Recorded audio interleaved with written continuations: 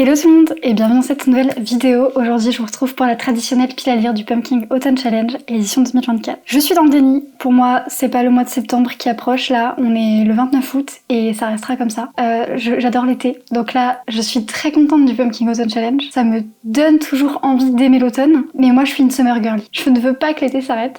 Et d'ailleurs l'été n'est pas fini, genre l'été il se termine fin septembre. 21 septembre. Donc voilà, je fais genre là, j'ai mis des petites citrouilles en crochet dans ma bibliothèque, j'ai mis un gros plaid rouge, voilà ma petite robe de sorcière, mes petites boucles d'oreilles d'automne, mais concrètement, je suis en été dans mon cœur et on est encore en été. Et je vais continuer à profiter de l'été. On est bien d'accord. Ceci étant dit, j'ai quand même prévu une petite pile à lire qui me donne très envie. Je dis petite, mais on n'y est pas du tout, il y a beaucoup trop de livres. Du coup, je vais essayer d'aller vite quand je vais vous en parler. Et je vais sûrement pas tout lire, mais en fait le principe c'est que je me suis dit que j'en mettais plein, comme ça je piocher un peu au gré de mes humeurs parce que quand j'essaye d'en mettre que un, je les lis quand même de toute façon pas. Si jamais vous êtes tombé sur la chaîne grâce à cette vidéo, n'hésitez pas d'ores déjà à vous abonner, n'hésitez pas à regarder les autres vidéos pour voir si le reste du contenu vous plaît et à mettre un petit j'aime et aussi à me mettre en commentaire votre pile à lire ou est-ce que vous comptez participer, est-ce que vous comptez regarder aussi des films, n'hésitez pas à me balancer des recos de films, de jeux vidéo. Je mettrai en barre d'infos la vidéo de présentation de Gimose, mais je pense que basiquement à ce stade-là de votre vie, vous avez dû en voir un paquet, je suis probablement pas la première que vous voyez. Si c'est le cas, vous allez en voir d'autres c'est sûr. Bref, c'est un challenge sur l'automne. Le premier tableau c'est Automne frissonnant qui est un petit peu le classique, c'est là qu'on met les trucs qui font peur, les fantômes, les trucs comme ça. D'habitude c'est le tableau que j'arrive le moins à remplir parce que je suis pas trop horreur,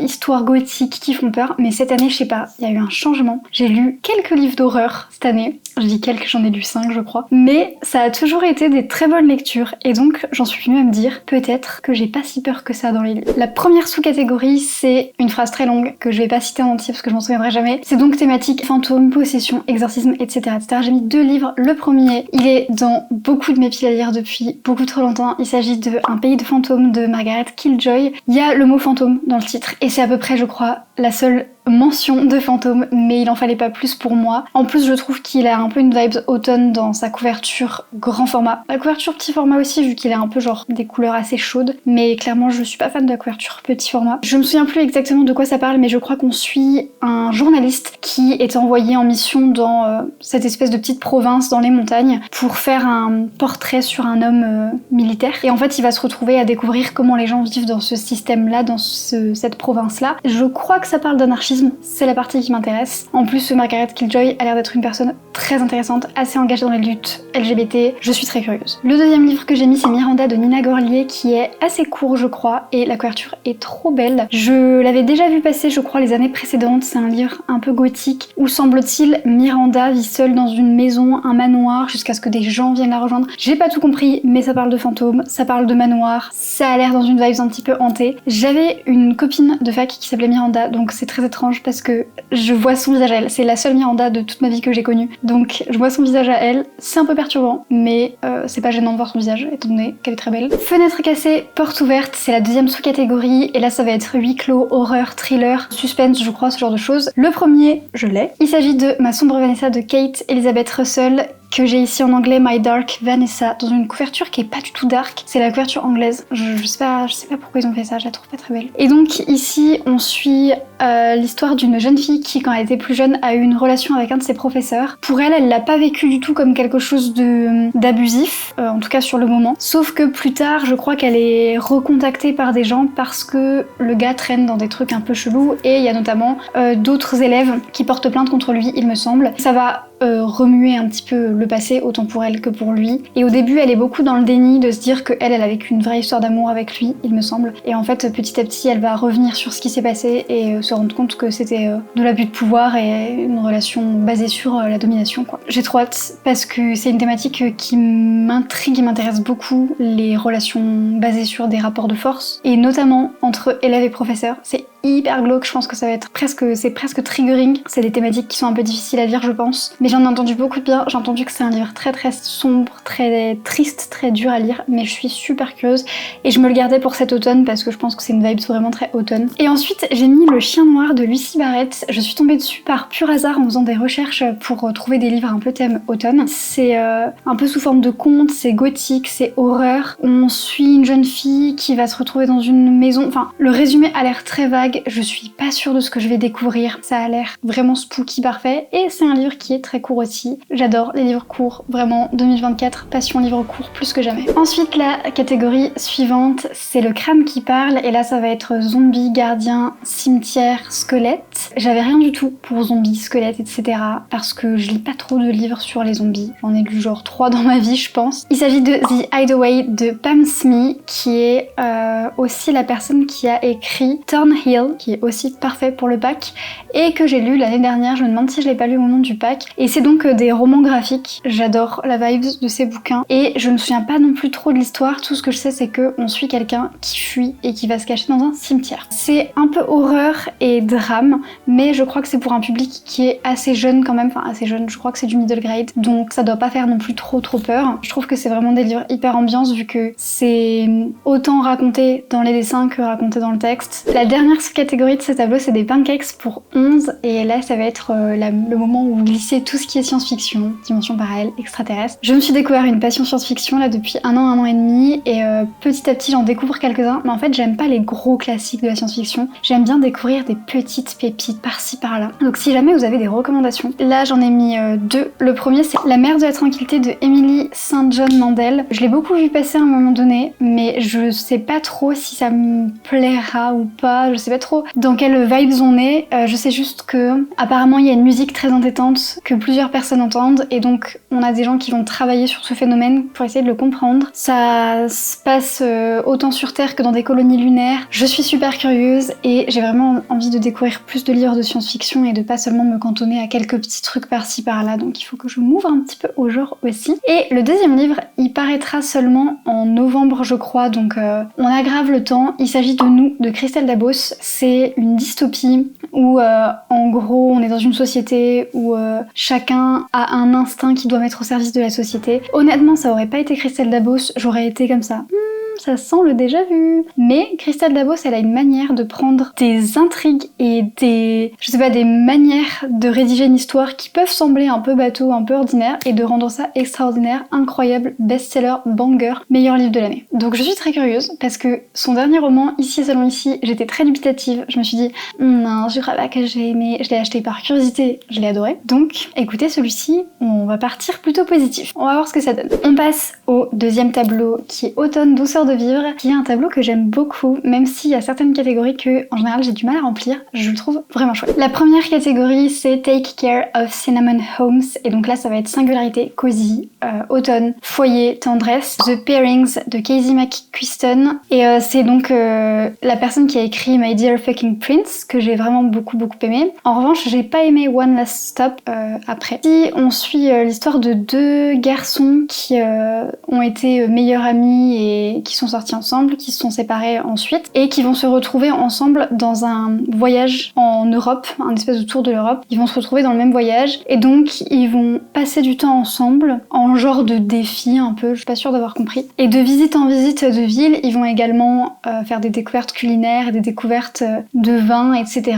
Et en fait ça va, je pense qu'à chaque endroit qu'ils vont visiter, leur lien va se resserrer, se recréer et la flamme va se ranimer. Le seul truc qui me laisse dubitative, c'est cette histoire de vin. En fait, je ne bois pas d'alcool et même au-delà de ça, je ne cautionne pas l'alcool. Je trouve que c'est... En fait, les gens qui en boivent de temps en temps pour se faire plaisir, je peux comprendre. Mais il y a tellement un espèce de culte, surtout en France. On n'est pas le pire pays, clairement, hein, mais autour de l'alcool, on peut pas s'amuser sans boire, il faut boire à toutes les occasions, baptême, mariage et tout, ça me crée de l'urticaire. Et il y a un truc où quand moi je dis aux gens que je bois pas, c'est limite moi le problème. Donc tout ça, ça a créé un truc en moi où vraiment c'est devenu politique, quoi. C'est devenu un trait de ma personnalité. Et parfois quand je lis des œuvres et qu'il y a une grande partie de l'intrigue qui tourne autour de l'alcool et de la banalisation de l'alcool, je peux pas, ça me fatigue et c'est un peu ce que je ressens maintenant avec les livres d'Emily Henry. Donc j'ai un peu peur qu'avec celui-là on tombe là-dedans aussi. C'est pour ça que je suis un petit peu... on va voir. Ensuite, j'ai mis deux autres livres. Le premier, c'est Plein ciel de Siècle Vailban. Je trouve que les couleurs font giga automne et j'ai tellement hâte de le lire, mais en fait, le côté brique m'intimide un petit peu. Mais oh, il est tellement beau. Il est trop beau. Je suis trop mitigée parce que j'ai super hâte de le lire et en même temps je suis super intimidée. Comme je vous ai dit, passion, livre court, on n'y est pas du tout là. Mais je l'ai mis dedans parce que je trouve qu'il dégage un peu une vibe cozy. Il me fait beaucoup penser à l'automne avec les couleurs. Il a quelque chose de singulier. J'ai l'impression d'avoir triché mais je vous jure que je le ressens. Je le ressens dans cette catégorie. Le dernier livre que j'ai mis, j'ai trop hâte de le lire, c'est Garlic and the Vampire de Brie Paulson. C'est donc un roman graphique. Je crois pas qu'il a été traduit. Il y a le tome 2 qui est sorti, Garlic and the Witch. Je le voyais passer partout. Je trouve qu'il fait parfaitement Pumpkin Autumn Challenge et j'attendais à chaque fois l'automne pour le lire. Sauf que il est en anglais donc fallait que je le commande ou quoi et je passais jamais le pas de le faire. Finalement je l'ai acheté quand on était à Londres avec Robin. Si vous avez pas encore vu mon vlog de Londres, n'hésitez pas. Et j'ai trop hâte, lui je me le garde vraiment pour un week-end d'octobre, quand il pleut, cosy, ça va être trop bien. Vraiment, je vous jure, j'ai trop hâte. La délicieuse Malaventure de Sadima, c'est une référence à Flor Vesco et j'adore Flor Vesco. Vraiment, je l'aime d'amour. Je trouve que ses réécritures de contes, elles sont poignantes, intelligentes, drôles. Je pense que vous avez peut-être commencé à le sentir sur cette chaîne si vous y êtes depuis un moment, mais j'aime aussi beaucoup les réécritures de contes. Mais pas juste la réécriture de contes en mode ah, on a repris Blanche-Neige en mode science-fiction. Non, vraiment les réécritures qui vont questionner quelque chose, qui vont remettre en question quelque chose. Et du coup, je me suis fait un petit peu plaisir sur cette catégorie. J'ai mis 3 livres. Je suis pas sûre de lire les 3. Il y en a un d'ailleurs que j'ai déjà lu. Le premier, c'est donc le livre des choses perdues de John Connolly, que j'ai déjà lu pour un Pumpkin Autumn Challenge il y a 4 ou 5 ans. Le truc, c'est que je ne me souviens pas trop de l'histoire et je sais qu'à l'époque, je l'avais bien aimé, mais pas autant que je pourrais l'aimer aujourd'hui. Donc limite, je regrette un peu, j'aurais dû attendre pour le lire, mais j'avais très hâte de le lire. Ça faisait vraiment des années qu'il était dans ma wishlist et je pense que je suis passée à côté de certains trucs. La preuve, c'est que je l'ai donné, je l'ai plus dans ma bibliothèque, donc c'est il m'a plu mais sans plus. Ce qui est très étrange parce que j'en ai un souvenir quand même très positif, mais je sais pas, je pense qu'à l'époque c'était pas le moment pour moi de le lire. Déjà je lisais moins de trucs un peu horrifiques et c'est vrai qu'il est quand même un petit peu horrifique. Moi il me fait vraiment trop penser au labyrinthe de Pan. Ouais, c'est ça, au labyrinthe de Pan, ce livre. C'est vraiment l'ambiance forêt, créature un peu étrange et tout. Et ça reprend pas mal de contes, c'est pour ça que je l'ai mis dans cette catégorie. À un moment donné, on y croise les 7 nains, à un moment donné, on y croise... ça reprend pas que des contes, ça reprend aussi des éléments de la mythologie grecque. Enfin, bref, il y a plein de choses qui y passent. Et je sais que c'est un livre qui m'a quand même fait rire par moments, et qui à d'autres m'a un peu fait frissonner. J'ai vraiment très hâte de le relire, mais comme je suis pas une grande fan de relecture, on va voir ce que ça donne.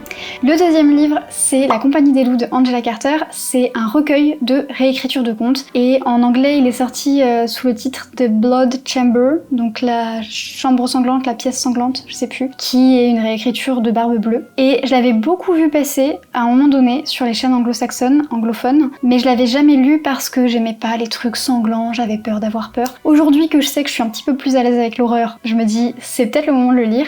Et en plus aujourd'hui je trouve que l'horreur c'est parfois un très bon moyen de faire passer des messages un peu engagés ou de faire des réécritures pour qu'elles soient un peu poignantes. Il n'y a pas forcément besoin d'avoir du sang pour que le message passe, on est bien d'accord, c'est pas ce que j'ai dit, mais je trouve que c'est intéressant parfois de pousser à l'extrême pour que y ait une prise de conscience. Je pense notamment à The Thunder is the Flesh qui a été traduit par Cadavre Exquis, qui est clairement une critique de la consommation de viande et qui est horrifique, poussée à l'extrême, pour que voilà, à la fin on se dise ok, dégueu. J'en ai tellement entendu parler que ça me rend d'autant plus curieuse. Et enfin le troisième, c'est How to be Eaten, donc c'est en anglais. C'est de Marie Adelman. En gros, on est à New York, c'est à l'époque moderne, et on suit un groupe de soutien de... Ça s'appelle comment ce truc-là? Ouais, un groupe de soutien pour les personnages de contes. J'aime bien le principe de personnages de contes dans la vraie vie. Ça me fait penser à un comics qui s'appelle Fable, je crois, que j'avais commencé à lire il y a une époque, que j'avais jamais terminé parce qu'il y a genre 3 milliards de tomes.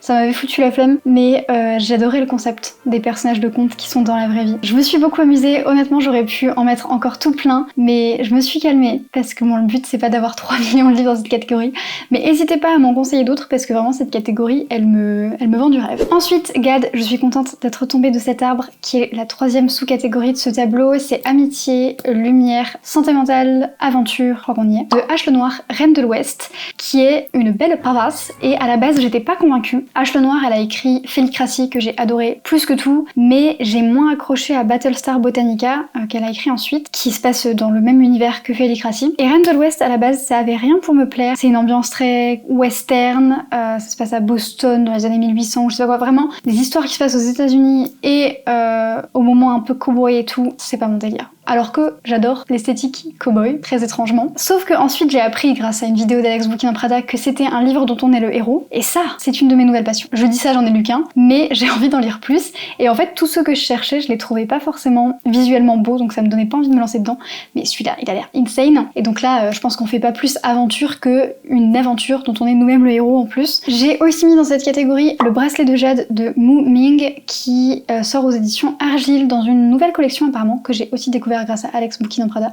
Merci beaucoup à sa vidéo où elle présente les nouveautés de la rentrée. Et j'aime beaucoup le côté découverte du Japon et le côté fantasy inspiré du Japon. Donc ça, je suis très curieuse et je l'ai mis parce qu'apparemment il y a une histoire de lumière. J'ai vu le mot lumière dans le résumé, j'ai pas cherché plus longtemps et je l'ai mis dans cette catégorie. Je suis pas sûre que ce soit une de mes priorités de lecture celui-ci parce qu'il me donne envie, mais pas non plus plus, mais je suis super curieuse quand même. Je crois bien n'avoir songé qu'à vous seul, référence à orgueil et préjugé, donc les mots-clés c'est orgueil, préjugé, verbe, cynisme, sarcasme, romance, il me semble. Et donc, j'ai 2 livres. Le premier, je savais pas trop où le caser, en fait je me suis dit, ça a l'air d'être la catégorie. Il s'agit de Célèbre de Maud Ventura, qui est l'une des nouveautés de la rentrée littéraire de chez l'Iconoclaste. On y suit Cléo qui, depuis qu'elle est petite, sait qu'elle va devenir célèbre et qui sait qu'elle va se sortir de sa famille qui est un peu banale. Et je sais pas, j'ai trouvé le résumé, je trouve que ça nous dépeint un personnage qui a l'air d'être un peu orgueilleuse. Et je pense que parfois c'est difficile avec la célébrité de pas tomber dans l'orgueil. Alors ça arrive pas à tout le monde je pense, mais voilà. Et si vous avez vu mon vlog où je vais à Londres, il y a un livre que j'ai acheté. Je voulais le lire en été parce que j'avais l'impression que c'était une autrice que je voulais lire en été. Mais là, cette catégorie, je me suis dit, c'est fait pour moi, c'est fait pour ça. Il s'agit de Sense and Sensibility, donc Raison et Sentiment de Jane Austen, que j'ai donc acheté au Jane Austen Center à Bath, puisque je l'ai pas encore lu. Et donc je voulais le découvrir. Sauf que pareil, il m'intimide un peu. Alors que les chapitres sont pas très longs, mais je sais pas, je suis un peu intimidée. Et donc une catégorie sur Jane Austen, inspirée de Jane Austen, c'est idéal pour mettre un autre de ses livres. On passe maintenant au dernier tableau qui est le tableau de cette année, le tableau thématique de cette année, puisque la thématique de cette année c'est le crépuscule des phalènes. Les phalènes c'est genre des papillons de nuit je crois, et il est temps que je vous avoue, c'est une de mes phobies les papillons de nuit. Et genre vraiment ça me dégoûte. Je déteste les papillons de nuit, ça me crispe, j'aime pas ça. Et quand j'ai vu que c'était la thématique, je me suis dit ok, on va essayer d'inspirer, d'expirer. Mais j'ai trouvé des livres très chouettes et je trouve le tableau entier très très chouette, donc ça va peut-être me réconcilier avec les papillons de nuit. La première sous-catégorie c'est le règne des phalènes et les mots-clés c'est âme, vie, mort, messager, ombre, animal. The Mouse Keeper, donc le gardien de papillons de nuit, qui est écrit par Kay O'Neill. C'est l'auteurice de... comment ça s'appelle encore, The Tea Dragon, là, le festival du dragon thé, Enfin, il y a 3 tomes, je me souviens plus. La tapisserie du dragon thé, le premier, je ne me souviens plus. Mais c'est tellement des bangers, ces BD. J'adore les dessins de Kay O'Neill, j'adore ses histoires. Je trouve qu'elle a des personnages hyper inclusifs, intéressants, modernes, bienveillants, d'où les intrigues sont toujours mignonnes, douces. Ah, je sais pas, j'adore, je trouve que c'est trop bien. Et j'avais pas vu qu'elle avait sorti un nouveau roman graphique qui n'est pas encore traduit, qui est que en anglais. Mais je suis trop contente. Et en plus, mais quand j'ai vu que c'était sur les papillons de nuit, je me suis dit bon, je déteste les papillons de nuit. Je sais pas ce que tout le monde a à être fasciné par eux, mais trop cool, ça tombe très bien pour la thématique. Voyageuse contemplant une mer d'étoiles, qui est la deuxième catégorie. J'ai un peu pété un câble, j'ai mis pas mal de livres aussi. Il y a des catégories qui débordent plus de livres que d'autres. Les mots-clés c'est romantisme, poésie, rêve, lyrisme, etc., etc. Le premier livre dont je voudrais vous parler, c'est un recueil de poèmes qu'a écrit une de mes meilleures copines, donc je suis super contente et super fière. Ça sort le 11 octobre chez Hello Éditions et vous pourrez vous le procurer sur internet en précommande, je vous mettrai un lien en barre d'infos. Elle a même un code promo à vous proposer que je vous mets ici, c'est magique pour avoir moins 5%. Donc n'hésitez pas. Le livre, il s'agit des mots magiques de Amélie Châtelain. C'est donc un recueil de poèmes où elle parle d'amour, de voyage et de nourriture et c'est super chouette. Et regardez-moi cette couverture, elle est trop mignonne. Donc vraiment, si jamais vous avez envie de découvrir un peu de poésie, de soutenir une jeune autrice, de faire des découvertes, n'hésitez pas. En plus, dans quelques années, quand elle sera giga célèbre, vous serez trop content de l'avoir découvert en premier. Je dis ça, je dis rien. Il y a 2 livres que j'ai mis qui sont sur la thématique du rêve, que j'ai dans ma dans ma wishlist depuis un moment parce que je suis fascinée par les livres qui parlent de rêve. J'adore ça, en fantasy surtout. Le premier, c'est Journal d'un marchand de rêve de Antelme Hochkorn, désolée pour l'écorchage de nom. Le deuxième c'est Je suis le rêve des autres de Christian Chassieux. Et les deux, je me souviens plus trop de quoi ils parlent, les deux je suis très curieuse et les deux ils dorment dans ma wishlist depuis quelques années maintenant. Donc je sais pas, si jamais vous les avez lus, n'hésitez pas à me rebooster pour les lire parce que des fois il y a des livres, ils sont dans ma wishlist et je sais qu'ils me hype de fou, mais je sais pas. Plus ils y restent, plus ça m'intimide. Allez savoir. Et ensuite j'ai mis Traduction vers le rose de Esmé Dubois. Je suis tombée dessus mais par pur hasard. C'est un tout petit livre, il fait 100 pages, moins de 100 pages, je sais plus. Ça a l'air très onirique, très doux, très rêve. Il y a une histoire de musique, il y a des fleurs sur la couverture. Vraiment, la troisième sous-catégorie, c'est La chute de Laure Hellé. C'est une catégorie qui s'inspire de Diamant de Vincent Tassi. J'ai jamais lu cet auteur, mais à chaque Pumpkin Autumn Challenge, je me dis oh, j'ai trop envie de le découvrir. Et à chaque fois, je me dis oui, mais j'ai peur d'avoir peur dans ces livres. Vous aurez compris, cette année, j'ai plus peur. Parce que cette année, je sais que j'ai plus peur. Je peux lire des livres, j'ai pas peur. Cette sous-catégorie, c'est Ange déchu, éthéré, quoi d'autre, évanescent. Il y avait aussi un truc où chaque année, j'osais pas le découvrir parce que je savais pas par quel livre le découvrir. Mais là, ça me semble le moment idéal pour le découvrir avec Diamant. Là, je suis hyper motivée. Mais tout au long de l'automne, ça se trouve, je vais pas le lire. Vraiment. Donc n'hésitez pas dans les commentaires à me rebooster pour chacun des livres que je viens de citer, à me dire ouais, je l'ai lu, il est trop bien. Ouais, tu vas kiffer. Allez, let's go. Let's go. Je sais que vous m'aviez vachement boosté l'année dernière à lire Lavinia de Ursula K. Le Guin, que j'avais très envie de lire, mais qui m'intimidait. Je l'ai lu en lecture commune avec Amélie, qui a écrit des mots magiques. Vous m'aviez pas mal dit dans les commentaires, ça va trop te plaire et tout. Donc ça m'avait vraiment reboosté. Donc n'hésitez pas à le refaire, j'ai besoin de vous. La dernière sous-catégorie, c'est le crépuscule des Cides. Et donc là, ça va être petit peuple, elfe, démon, créature, mythologie, etc. Mythe et Meuf, le tome 2 de Blanche Sabat, puisque j'ai découvert Mythe et Meuf, cette bande dessinée incroyable en avril-mai, je crois, juste après vous avoir posté une vidéo sur mes réécritures de mythologie et de contes préférés. Du coup, j'avais pas pu y faire figurer, mais je trouve que c'est un roman graphique, une BD qui est trop génial, j'adore. Ça m'a appris plein de trucs, ça m'a donné envie de découvrir plein de trucs, ça remet en perspective plein de personnages féminins, de la littérature, de la mythologie, de la culture populaire qu'on connaît et qu'on adore. Vraiment, j'ai trop envie de me procurer le tome 2. J'espère que la vidéo vous a plu, n'hésitez pas à mettre un petit pouce, n'hésitez pas en commentaire vraiment à me rebooster pour certains livres, à me proposer d'autres livres similaires, à agrandir ma pile à lire, vraiment n'hésitez pas, je n'ai pas peur. Et puis sur ce, j'ai trop hâte de voir aussi les autres piles à lire, de voir peut-être les vôtres, de lire les vôtres, de discuter de vos piles à lire ensemble dans l'espace commentaire. En attendant, je vous souhaite de bonnes lectures, je vous dis à très bientôt pour une prochaine vidéo et je vous remercie d'avoir regardé.